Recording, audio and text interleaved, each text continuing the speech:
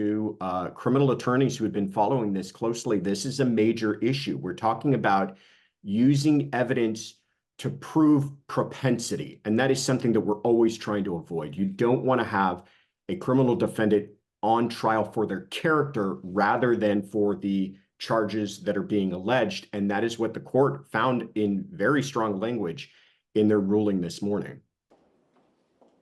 Harvey, how you feeling this morning? Harvey, are you concerned about your last night's freedom? Harvey, who's playing the movie, Harvey? Think we got a verdict today? The appellate court pointed out how these decisions even extended to the ability for Harvey Weinstein to take the stand in his own defense. They're saying that the judge was going to allow cross-examination of Harvey Weinstein if he decided to testify over allegations of just misconduct, even unrelated to sexual assault from decades ago, and that alone prevented him from testifying on his own behalf, and that those two things in tandem created an unfair trial.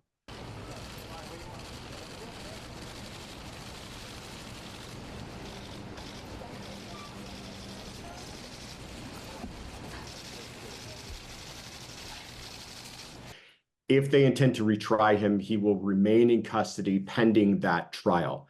But the other reason he's going to remain in custody is he was sentenced to 16 years in prison in Los Angeles for unrelated but similar charges. So that will still keep him in custody, even if he's awaiting his trial or during the pendency of that trial in New York.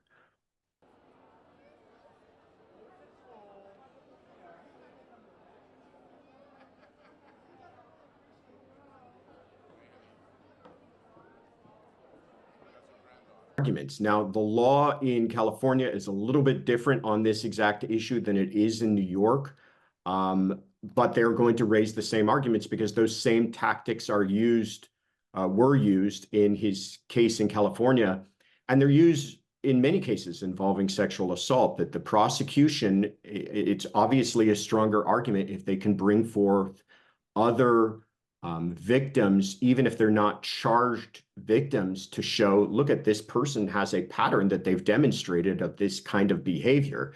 And where that gets tricky is how are jurors supposed to split hairs and decide, well, I'm not using this to say that this person is a bad person and therefore has the propensity to commit this crime, but instead showing that it is used for another purpose, something like he had the opportunity or identity or similar motive, those types of things. And it's a very nuanced argument, and that's why it is oftentimes creates a lot of pitfalls.